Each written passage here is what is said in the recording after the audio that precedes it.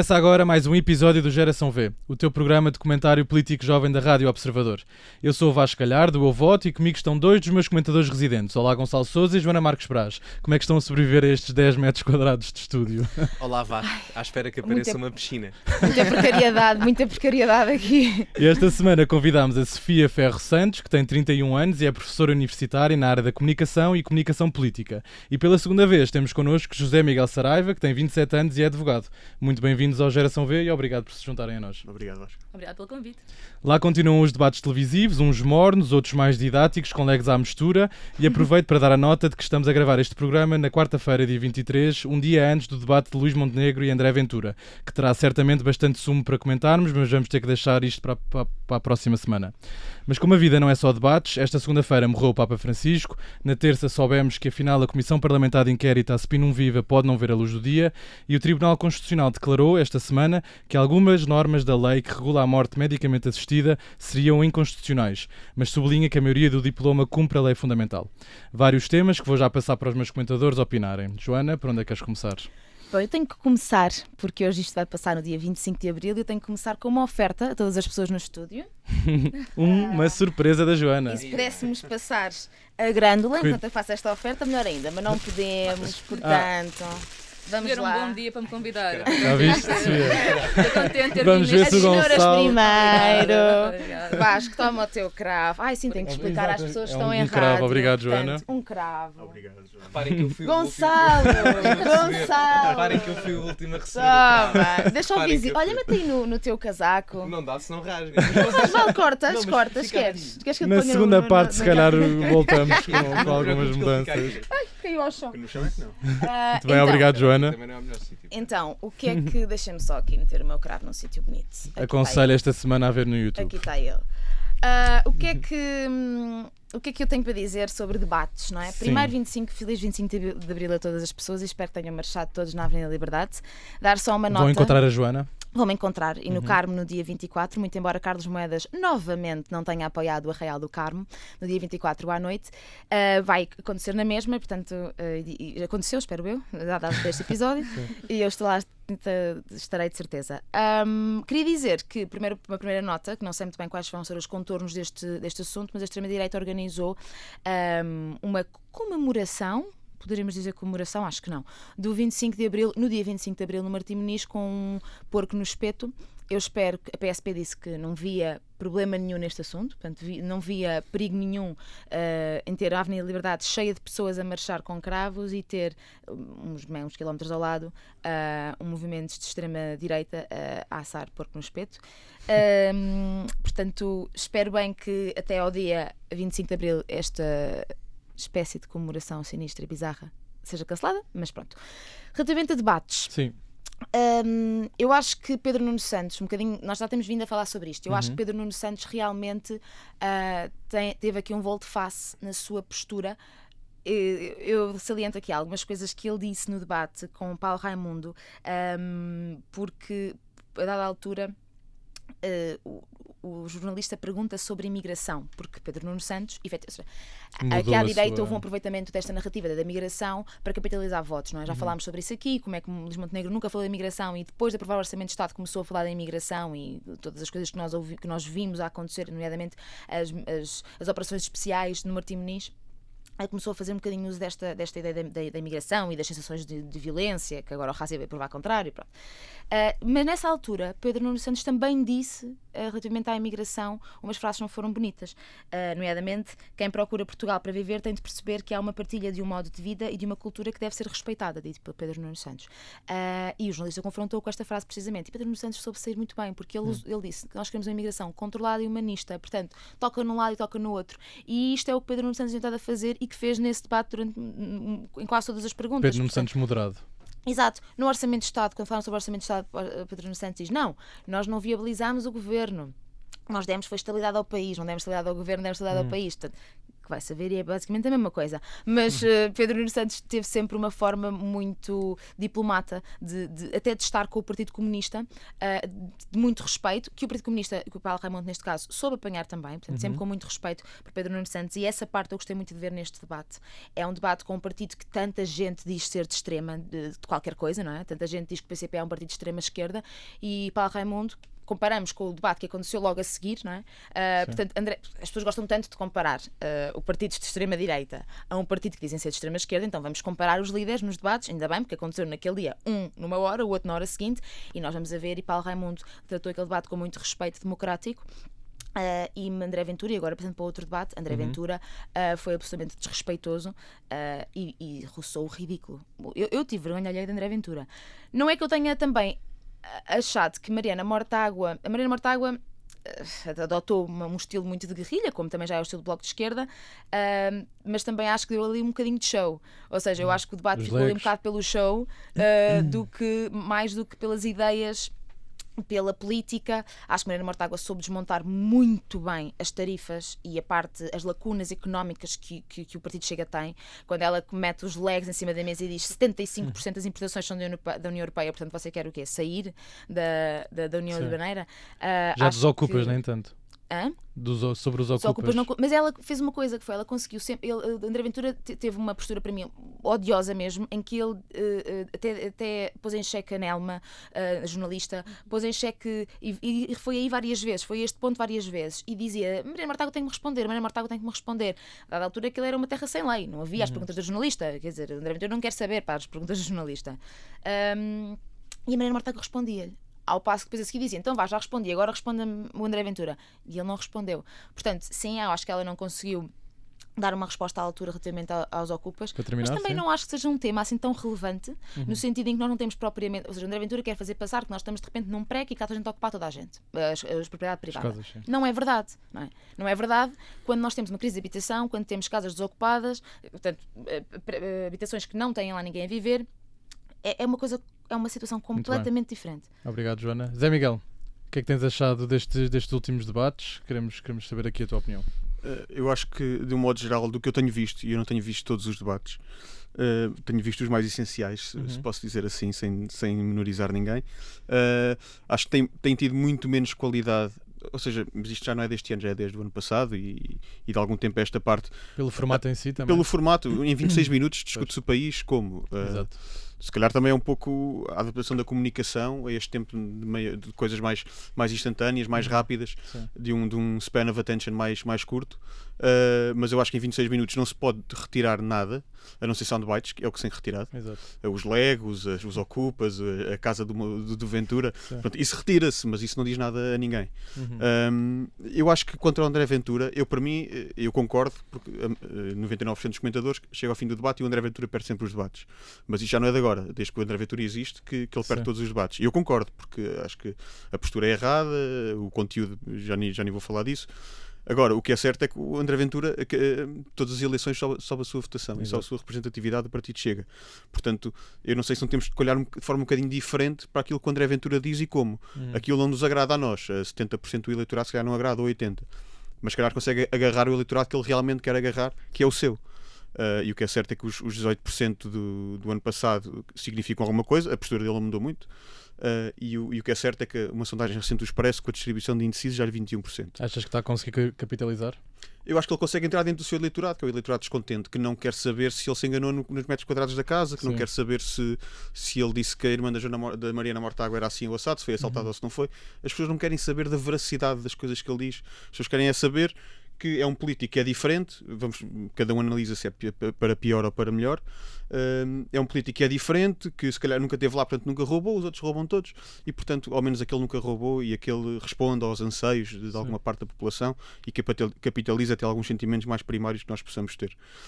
Eu discordo veementemente, mas o que é certo é que ele perde sempre os debates, mas capitaliza sempre no momento eleitoral. Em relação a Pedro Nuno Santos, também concordas com o Gonçalo, neste caso, que tem estado muito melhor? Concordo, tenho tido, eu vou usar isto, mas sem sentido pejorativo, subjetivo, eu não quero ser crucificado, mas tem tido um disfarce fantástico. Também era o que tinha mais para disfarçar. Sim. O que é certo é que, não obstante agora ser um Montenegro na imigração, ele foi de facto montenegrizado, porque ele diz exatamente o que o Montenegro diz, que é uma política humanista, mas regulada de imigração. Mas uma o coisa Montenegro parecida. não é humanista. Aliás, quando nós metemos as pessoas em linha reta na Rua do Bem Formoso, Foi encostados à uma parede. operação policial. Exato, não mas foi que Montenegro, Ele não não é? criticou, não é? Foi uma e que operação- Montenegro, foi uma operação quando policial. quando no início fala sobre isso, os primeiros momentos em que ele falou na comunicação sobre isso, ele deu um bocadinho a entender que estava a trabalhar com a PSP. Eu agora não vos consigo trazer diretamente a citação, porque tinha que ir à procura, mas depois, entretanto, arrepiou o caminho e percebeu: espera, não posso ir por este lado da comunicação, porque há aqui uma separação de poderes que eu me esqueci momentaneamente. Exatamente, há uma separação de poderes. Pois há, mas ele não se Não lembra foi disso no Montenegro primeiro momento. a encostar as pessoas à parede. Já falámos de imigração na primeira vez que eu estive É aqui. verdade. E até da política de imigração que seguiu o governo, com quem eu concordo. Não concordo com a operação X ou Y, e não estou a falar disso, estou a falar da política em geral que foi seguida.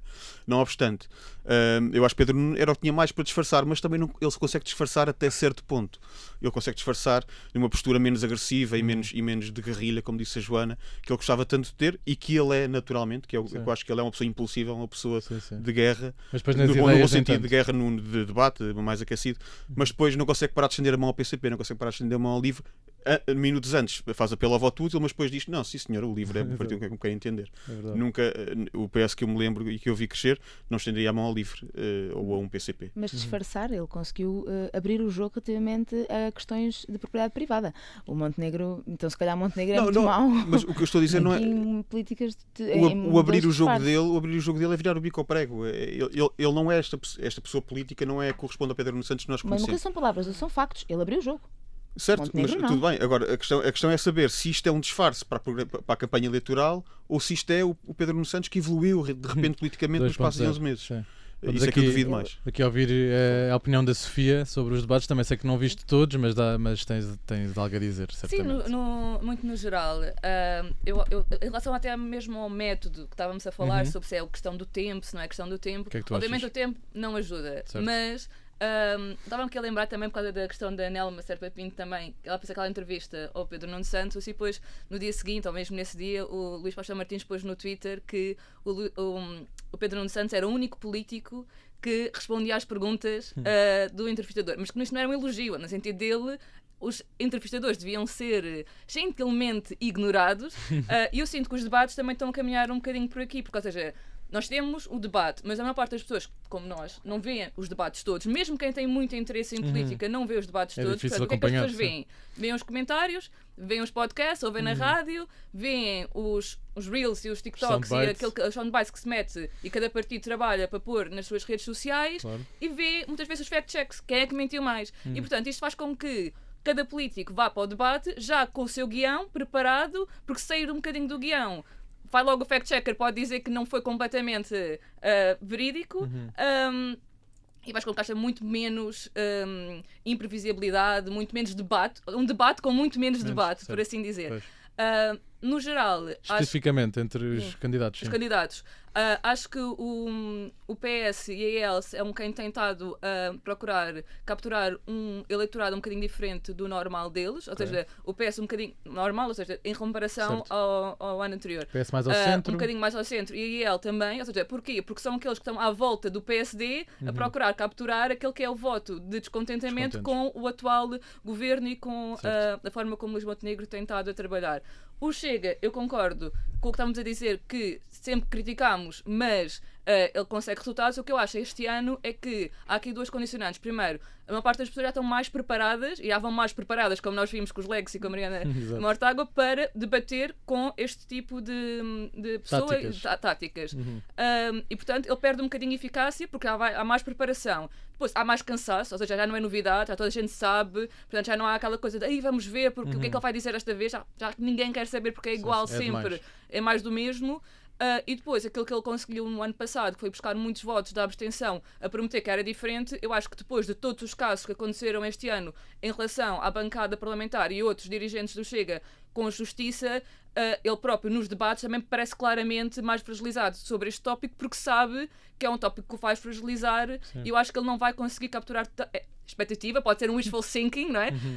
Que ele não vai conseguir capturar, não é os fãs de sempre, esse ele vai sempre conseguir, mas é algum voto de abstenção normalmente é a abstenção que ele conseguiu capturar, que desta vez talvez não vá conseguir. Não volta a votar, sim. Muito Sim. bem. Obrigado, Sofia. Gonçalo, fã número 1 de Pedro Nuno Santos. Nesta O que é que tem a dizer? Nesta campanha sou, O que é que o aliás. fã número 1 tem a dizer? O Pedro Nuno está-me a surpreender. Nesta campanha toda, só acho que ele teve um erro, que foi Então. agora. A questão da CPI, em que ele Ok. disse que eventualmente, ou queria retirar, não sei, Não só estavas vi- à espera, Tenho a presumo, ou frase, não? se quiseres. Independentemente, acho que é um frase, sim. erro, mas enfim, podes citar só mesmo Depois para. posso falar sobre isso. Espero. Se eu- para A as frase é: perguntas. espero que não seja precisa nenhuma Ah. CPI, espero que até ao final desta campanha seja esclarecido o que ainda é necessário esclarecer. Ok, pronto, então isso muda um bocado a figura, porque o que eu vi em Completamente. várias headlines é Pedro Nuno. Os jornalistas comentaram Pois. isto como. Jornalistas, Yeah, estes é verdade, é A verdade. notícia é de Tem ontem, eu ainda cuidado. não tive As, tempo para as averiguar essa notícias são todas a situação. dizer que ele já pode não haver campo, Certo. pode não haver CPI. Pois, não é bem assim. Isso muda claramente. Portanto, digo que nem sequer é um erro. Acho que o Pedro Nuno está exímio nesta campanha. Acho que de todas as pessoas, todos os líderes partidários, tem sido claramente o mais competente, porque todos eles têm pontos fortes e pontos fracos. O Ventura tem pontos fortes e pontos fracos, o Montenegro também, o Nuno Melo, a Mariana Mortágua, todos eles. A questão é que qual é o ponto mais fraco em termos de captação de voto, em termos eleitorais, do Pedro Nuno Santos?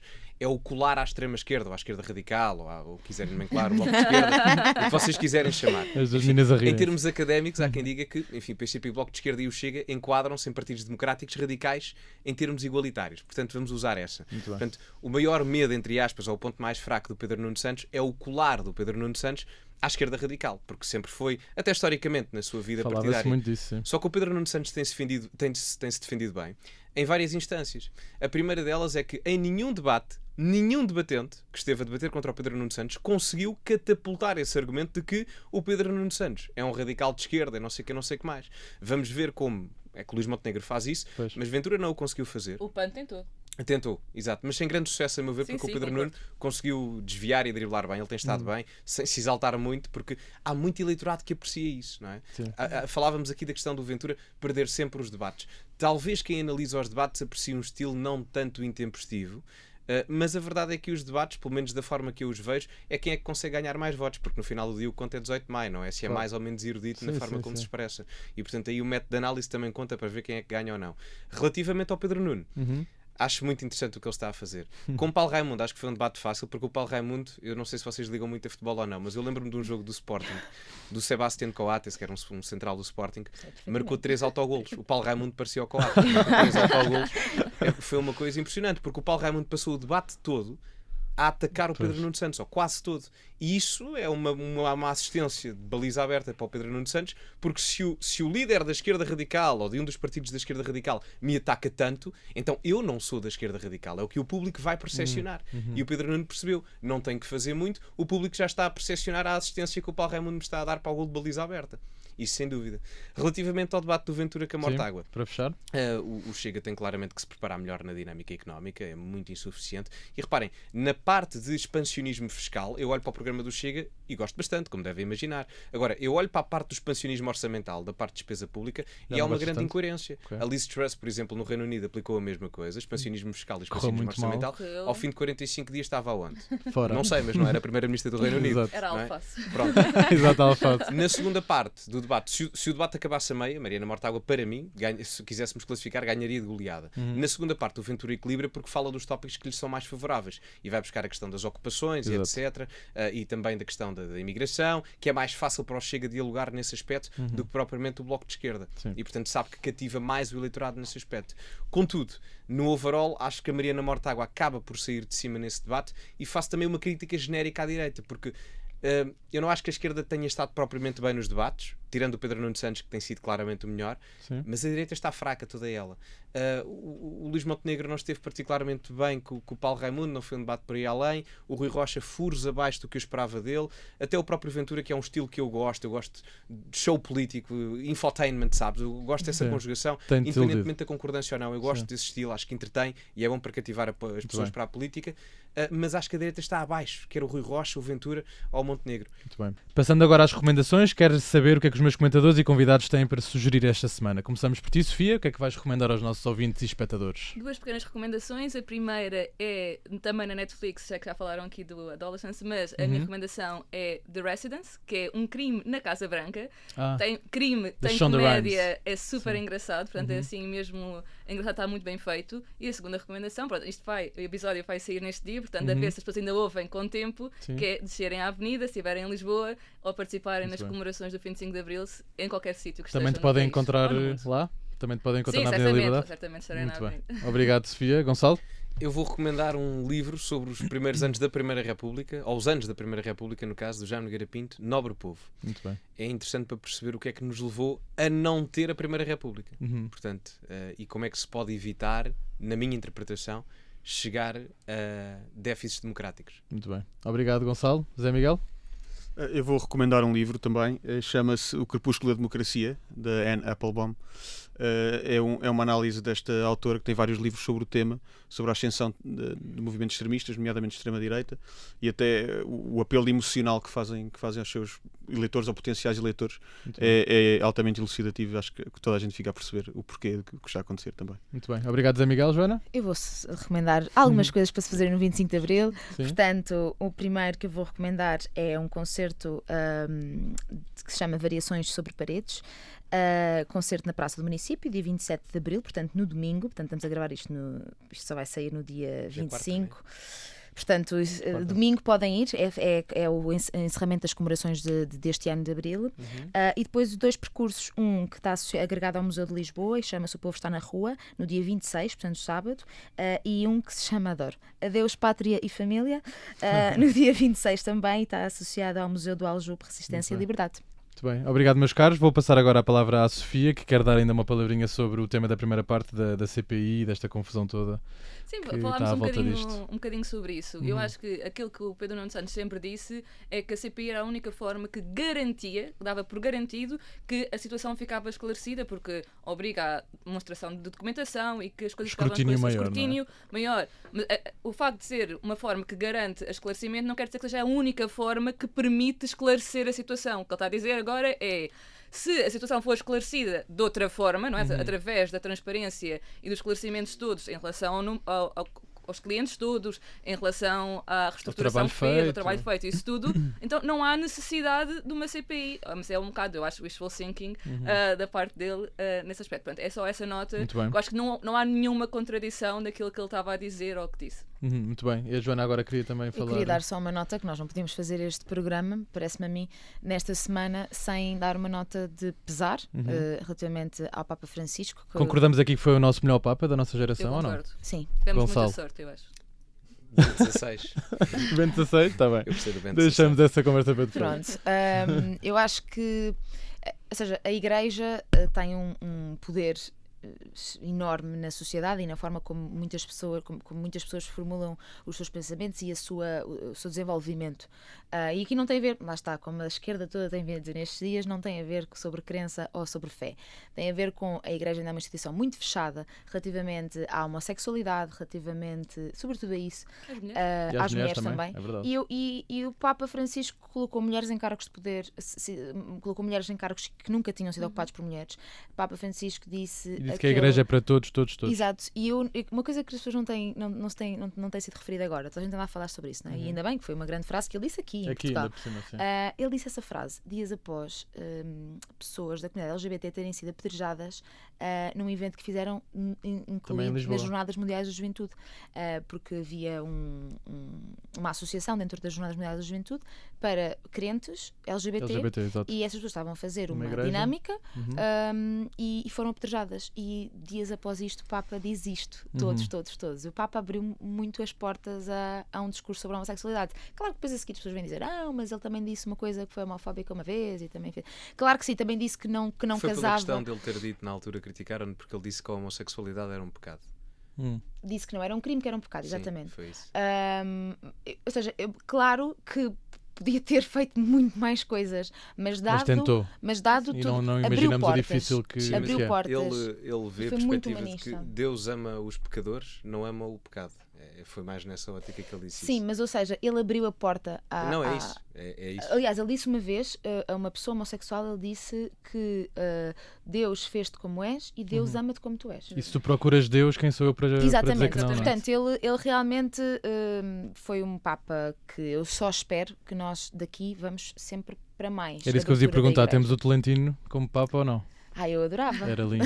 Ele está na shortlist de vários jornais. Sim, vamos mas ainda ver. é muito novo, se calhar. Eu adorava o nome Francisco II. Pois assim, é, falam disso, sim, Francisco II. Vamos ver, sobretudo, se daqui para a frente, e o meu desejo, sobretudo, é este, mais do que quem é que vai ser, porque eu também sou sincera, não conheço propriamente as personalidades das listas, é que continuemos por um caminho de abertura. Sim. Mas é Miguel... Desculpa, no tema, não só desse que estavas a falar, mas também das alterações climáticas e da imigração dos refugiados. Foram dois grandes temas que não eram muito habituados. A migração, sim, mas a alteração climática não era um tema associado à Igreja. Mas... E contra a guerra, contra o facto de dizer que o armamento não é aquilo que vai solucionar as guerras, e contra o capitalismo, não é? A ideia de que não é enriquecer, que não é por aí o caminho. Pronto, que a malta de direita odiou, nem sei como é que o CDS consegue.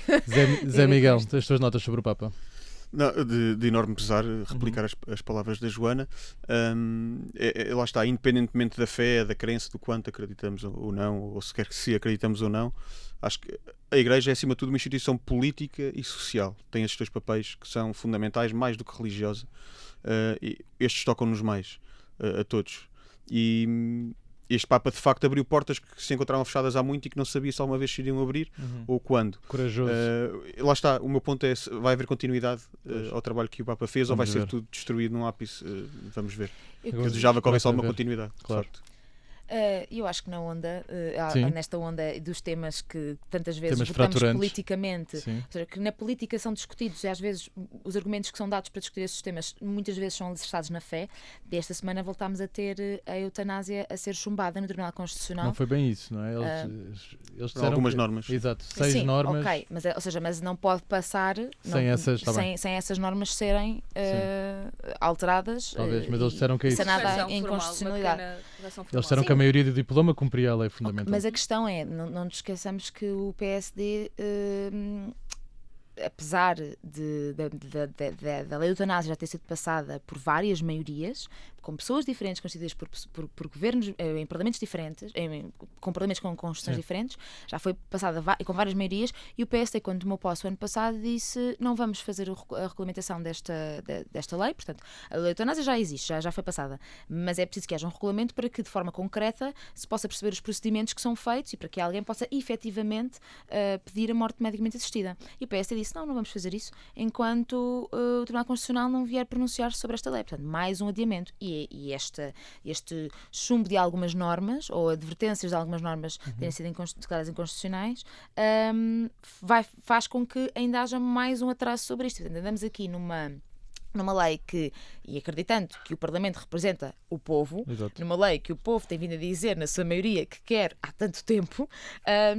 e andamos aqui para trás e para a frente. Eu percebo que a lei da eutanásia é uma coisa muito difícil de legislar, e tem que ser legislada de uma forma muito rigorosa e bem feita, porque senão abrimos espaços na lei onde aquilo que está em cima da mesa é a morte de uma pessoa. E ainda por cima, quando temos um presidente ultracatólico. Exato. Não é? Porque é mais difícil também. E que fez o seu chumbo de gaveta. Exato. Mas o seu veto de gaveta. Mas acho que neste momento estamos aqui para trás e para a frente com pequeninas coisas. Eu queria só dar uma nota, que é relativamente às pessoas que são objetores de consciência, aos médicos que são objetores de consciência. Uma das coisas que foi levantada nesta como inconstitucionalidade foi que os médicos que se recusarem a fazer a intervir na morte medicamente assistida, na eutanásia, neste momento o que está na lei é que eles têm de informar o porquê. Têm que justificar. Sim, e aquilo que querem dizer é que não podem justificar. Mais do que se justificam. Isso foi considerado inconstitucional? Sim, não podem, não têm de fazer. Ou seja, aquilo que diz é: obrigar um médico a justificar porque é que não quer fazer eutanásia será inconstitucional, porque irá contra uma liberdade consagrada na Constituição. Aquilo que, mais do que dizer porque é que faz ou não faz, para não cairmos com a eutanásia no mesmo erro que caímos com o aborto, se alguém é objeto de consciência, tem que o dizer a priori. Ponto. Os médicos têm que dizer: eu sou objeto de consciência. Porque senão é impossível organizar serviços. E porque senão o médico hoje pode ser objeto de consciência, amanhã não. E no dia a seguir pode ser outra vez. Portanto, os médicos têm que, a priori, dizer: eu sou objeto de consciência ou não. Podem até não dizer o porquê, mas têm que, pelo menos, referenciar para que consigamos perceber no país e a nível de serviços como é que organizamos isto para que esse serviço exista em todos os hospitais, que é o que não acontece, por exemplo, com o aborto nos Açores. Muito bem, obrigado. Sofia, concordas? Concordo. Eu acho que assim as duas grandes alterações que são pedidas com esta... Não, grandes, são mini alterações que são pedidas com esta Tribunal Constitucional, é essa, estamos a falar, e a outra tem a ver com os médicos de especialidade passarem a ser obrigados a também darem um parecer e não ser só o médico orientador. Minoriza um bocadinho aquele que é o médico orientador e aquele que é o trabalho que seria expectável que ele fizesse em conjunto com o médico de especialidade, mas em ambos os casos são pequenas alterações formais que de forma nenhuma proíbem a regulamentação. Ou seja, mas o PSD vai continuar a não regulamentar. O Constitucional não disse, não pode haver, porque os proponentes para o Tribunal Constitucional ter feito isto, propunham ao Tribunal Constitucional que ele considerasse que a lei ia ser sempre inconstitucional e, portanto, não valia a pena continuarmos a trabalhar do assunto. E não foi isso que disse, já foi 5 vezes, estamos a dizer que foi a Assembleia da República, já foi 5 vezes votado por uma maioria, mais do que a maioria absoluta dos deputados em funções efetivas. Quer dizer, concordo 100%. E acho que são pequenas correções, portanto, não é de todo o fim do tema da eutanásia, espero eu, e espero que o próximo governo e a próxima Assembleia da República, na próxima legislatura, avance a sério com o tema. Zé Miguel, estou como advogado, o que é que tens a dizer sobre o assunto? Eu sou advogado com a cédula suspensa, portanto vou fugir dessa profissão, fugir a 7 pés. Não, eu antes de analisar juridicamente, devo dizer que sou um defensor acérrimo da eutanásia, ou seja, acho que a eutanásia já devia ter sido implementada num país evoluído, já teria sido implementada há muito tempo. Não concordo com este protelar da regulamentação e da efetiva concretização da lei. Mas também sou um fã da Constituição e, portanto, acho que as duas devem estar compatibilizadas. Concordo que não se regulamente antes do Tribunal Constitucional se ter pronunciado sobre a lei. Discordo profundamente se continuar sem se regulamentar quando a lei estiver resolvida em termos constitucionais. Há aspectos que de facto são ultrassensíveis. Estamos a falar da morte de uma pessoa, de alguém que promove a morte de outra pessoa, ainda que em termos médicos, e portanto eu acho que todos os aspectos sensíveis devem de facto estar bem regulados, bem regulamentados. Acho que a eutanásia não deve ficar na gaveta para sempre ad eterno, é necessária, até, eu diria que é uma liberdade fundamental de cada um decidir se é eutanasiado ou não. E portanto, oxalá uma próxima maioria parlamentar e também com o endorsement de um governo, porque sem o endorsement de um governo as coisas ficam mais difíceis. Em princípio só se for uma maioria de esquerda, não é? Não, eu não diria. Eu acho que foi aquelas maiorias que este é outro ponto. Eu acho que deve haver liberdade de voto em todas as bancadas neste tema, como devia haver no aborto. Porque tem passado a eutanásia em maiorias de esquerda. Mas o PS é um partido também ultra aberto e, portanto, tem liberais, tem conservadores, tem católicos, tem menos católicos. Mas não tem muita liberdade de voto. É isso que ela apelou. Por isso é que eu estou a apelar à liberdade de voto das várias bancadas. Eu julgo que tem tido, na eutanásia tem tido. O Chega é que não teve, o CDS também normalmente não. Obrigado, Zé Miguel. Gonçalo, não sei se queres falar sobre o tema ou se querias trazer a tua nova perspectiva. Eu queria falar sobre essa perspectiva. Era uma questão mesmo à parte, posso só dar a minha perspectiva sobre a eutanásia. Sim. Eu, embora tenha métricas ideológicas mais conservadoras, não tradicionalistas, mas um pouco mais conservadoras, mas modernas, eu tenho o meu foco principal de veia ideológica é na questão da liberdade individual e a eutanásia parte desse pressuposto. O meu problema não é filosófico com a questão da eutanásia, o meu problema é a prática da implementação da eutanásia em Portugal, porque a eutanásia é aplicada na última possibilidade possível, passa a redundância. Sim. Portanto, tem que se garantir todas as outras possibilidades até à última possibilidade possível. E a realidade é que os serviços médicos em Portugal neste momento não constituem uma capacidade de resposta para responder a todas as possibilidades possíveis até à última possibilidade possível. Deviam focar primeiro nisso antes de... Não é? Certo, porque depois temos um problema grave em termos da gestão dos próprios recursos. E aí é um problema não tanto da minha perspectiva filosófica, é da implementação prática na gestão dos recursos e necessidades em si. Passando esta parte. 3 minutos. 3 minutos. Estás eu queria bem, trazer um tópico um pouco à parte, talvez mais ideológico do que propriamente falarmos aqui da política da atualidade. Sim. Porque, e não me interpretem mal aqui as senhoras de esquerda do programa, mas a esquerda a nível parlamentar, em termos quantitativos, está QB falida. A esquerda nunca teve tão pouca representação na democracia portuguesa como tem agora. Calma que só passaram 12 meses, Gonçalo. Não, vamos ver também. essa, não é? Mas tem sido uma tendência no mundo ocidental. Nos Estados Unidos, o Trump ganhou todos os órgãos praticamente, ou ganhou mesmo todos os órgãos. Na Alemanha viraram completamente à direita. Em Itália é um exemplo disso. Portanto, o mundo está a virar à direita. Mas isto é temporário, não é? Isto são as ondas, ciclos, não é? São as ondas ideológicas. O Samuel Huntington falava disso na questão das ondas da democratização ou da regressão democrática. Agora, tendo em conta que eu acho que a democracia está estabilizada, temos aqui ondas ideológicas. E claramente agora o mundo ocidental vira numa onda ideológica mais de uma direita ou direita proto-radical, como quiserem chamar. E a esquerda vai ter que se reinventar.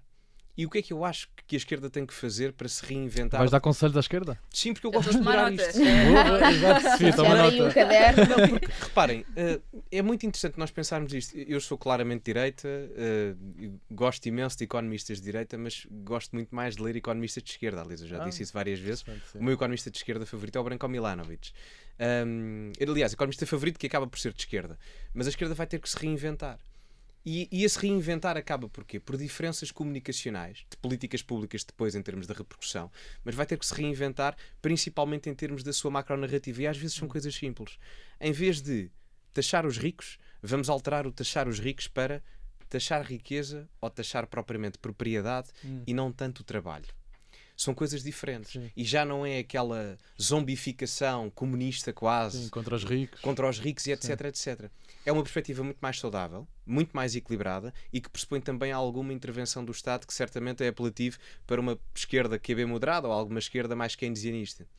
E isso é importante para eles capitalizarem votos.